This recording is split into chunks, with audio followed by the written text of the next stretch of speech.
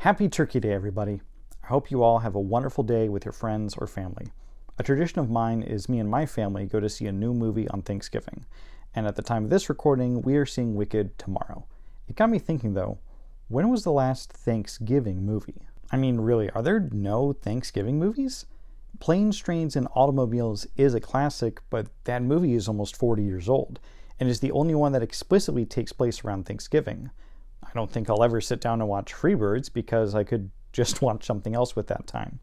After all these years, though, I would argue that there is a Thanksgiving movie, a perfect movie to watch every Thanksgiving, a well-known and beloved film that's been right under our snouts the whole time. Fantastic Mr. Fox.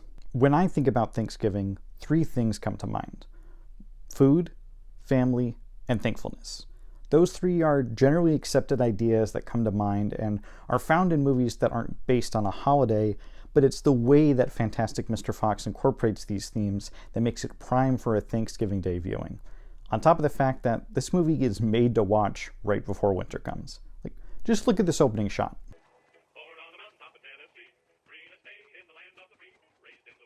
Tell me that doesn't scream fall to you. In fact, much of the movie blends these leafy colors together, with lots of yellows, oranges, and browns, colors seen in the fall specifically once it gets chillier outside.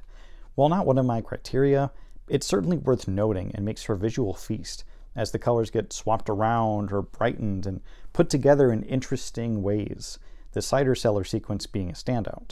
So how do food, family, and thankfulness come into play? Well, from the very start. Our introduction to Mr. Fox is on a job with his wife Felicity, who, after encouraging him to move away from a trap, gets stuck in a cage with him and tells him that she's pregnant, and if they make it out of there alive, that he must choose a different line of work, to which he sheepishly says, okay. This unfortunately sends him down the path of being a rather ungrateful person. 12.5 Fox years later, Fox sees himself in the paper, and the first thing he asks is, does anybody actually read my column? Do your friends talk about it? He's immediately self-conscious and puts his worth in the perspective of others, despite being a published writer. As we are introduced to Ash, his son, we see that it's Mrs. Fox, Felicity, who does a lot of the parenting as she deals with his excuses for not wanting to go to school. Once Ash leaves, he just says, I love the way you handled that, while looking up from the newspaper.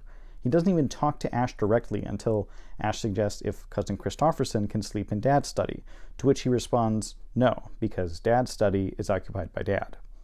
When his loving wife brings breakfast to him, he turns off the radio, and we now have the iconic interaction. I don't want to live in a hole anymore. It makes me feel poor. We are poor, but we're happy. Comme ci, comme ça. Anyway, the views are better above ground. And then voraciously eats his food in an unrefined manner despite being a polite father, and, criminal activity aside, respectable member of the community. In the first 10 minutes, we know so much about our main character's appetite, his family dynamics, as well as his outlook on everything. For those who don't know, como ci, como ça, a phrase used throughout the film by the Fox protagonist, is French for neither good nor bad, or so-so. It represents Fox's discontent with a life that set out for him, despite living many people's dreams of a perfect or happy life. He's constantly chasing something new, some new goal, a new tree to live in that he's looking at in the beginning. And he's looking at one last job to take care of all of that, including him and his family, to steal from Bogus, Bunce, and Bean, the meanest, nastiest farmers in the whole world, who would make the most food in the countryside.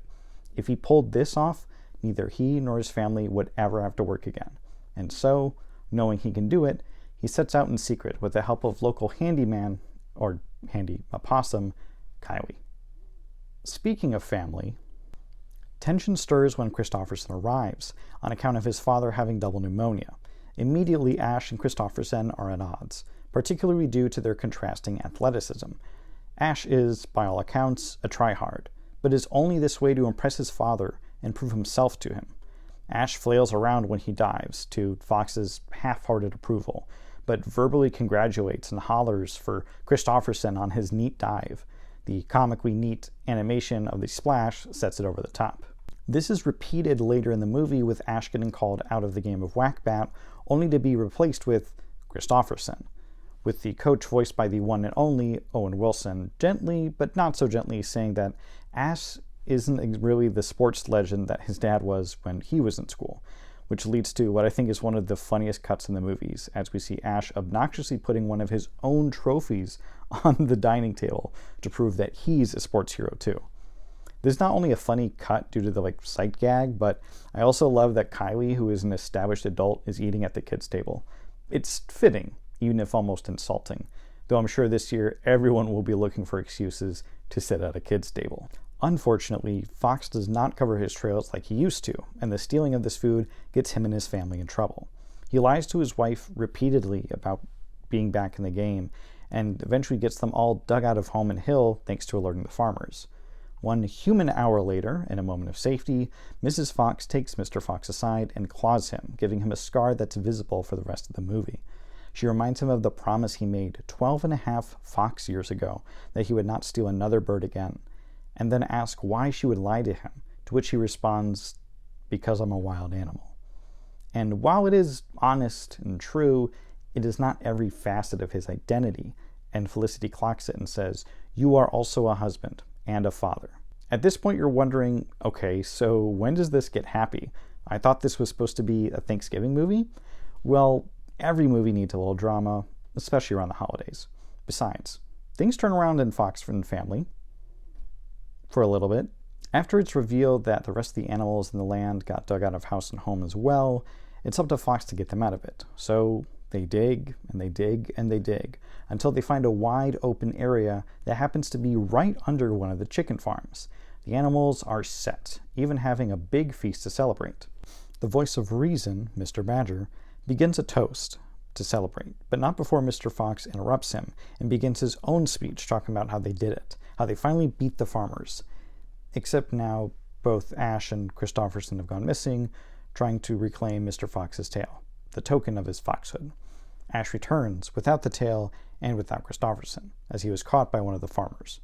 This is one of the most important scenes because it not only shows just how much Fox has not learned, but the danger of hubris, or hubris, however the cuss you spell it. The animals are flooded out this time, not dug out, and find solace in the sewers. Here, Fox is once again put at odds between him, his family, and now the community, and we have another standout scene where Felicity approaches him with a notably different perspective, as animal to animal versus wife to husband. With the scar given to him from last conversation still fresh, she lets him say his piece, where he apologizes for everything. Lying to her, putting everyone in danger, all this just to try and get some food and embarrass the farmers, though acknowledging he enjoyed it but shouldn't have done it anyways. So once again, she asks him, why? And he says, though this time Felicity cuts him off, acknowledging what he's about to say and even twisting it, saying, "We're wild animals." After this is another great scene that I don't think gets enough attention. Right before their big rescue mission, Mr. Fox tells Ash about when Felicity told him she was pregnant. While digging, he says that the whole time I put paw over paw, scooping dirt and pebble with your mother digging like crazy beside me, I kept wondering, who is this little boy going to be? Or girl, right, because at that time we didn't know. And he leans over, puts his hand on his son's shoulder, and he says, "Ash, I'm so glad it was you. It's not your fault. It's mine." I don't even have daddy issues, but that line just gets me choked up thinking about it. Like I'm choking up right now. That's how good this is. For the first time in the film, not only does Mr. Fox take responsibility for his actions, but he's honest and validates his son. He acknowledges that his own bad choices have made him a pretty poor role model, and that this Christopherson rescue mission, he will make things right. He was honest to himself, and then more importantly, the people around him, his wife, his son, realizing that there's more at stake than just him and his ego. And without saying so, he realizes something that we all need to remember from time to time. You don't need to prove that you're fantastic, because to the people in your life, you already are. Every one of us has things about us that make us different, but that also means each of us has unique skills or things we can do that help ourselves and others too. Each of us brings something different to the table. This is highlighted by the scene immediately following where, on making the big plan, Fox is assigning everyone roles and lists out their Latin species name. It's more than just a cute detail. It's his way of seeing them as the wild animal they are in a good way and acknowledging the potential of the people in his community. In the end, Christopherson and Mr. Fox's tail are saved, and the animals have found a safe haven. It's not the nicest, it is a sewer after all, but they're together, and that's what matters most. Aside from food, of course, which is where this whole Thanksgiving idea really comes full circle. The final scene of the movie is Fox revealing to his immediate family that he's found a way up to an entire grocery store that's closed early on weekends, giving the family ample resources to live off of. Before letting the moment go too long, he immediately says to get enough for everyone else down below and reminds the team of their allergies, a cute detail that shows awareness and growth on Foxy's part. After pigging out a bit, it is then announced that Felicity has a second child on the way, and Mr. Fox, prompted by his first child, Ash, is then told to give a toast to commemorate the moment. In it, he notes that the supermarket isn't ideal, but it'll do. Fox closes with, "Yes, these crackles are made of synthetic goose, and these giblets come from artificial squab, and even these apples look fake, but at least they've got stars on them. My point is, we'll eat tonight, and we'll eat together, and even in this not particularly flattering light, you are, without a doubt, the 5.5 most wonderful wild animals I've ever met in my life." In such a short amount of time, this movie is less than 90 minutes, we see someone go from focusing on their own ego to a creature who genuinely cares about his friends, family, and community, ensuring that everyone has something to eat and that everyone is at that table. We have a fox with a full family, full belly, and a grateful heart. I mean, really, can it get more Thanksgiving than that?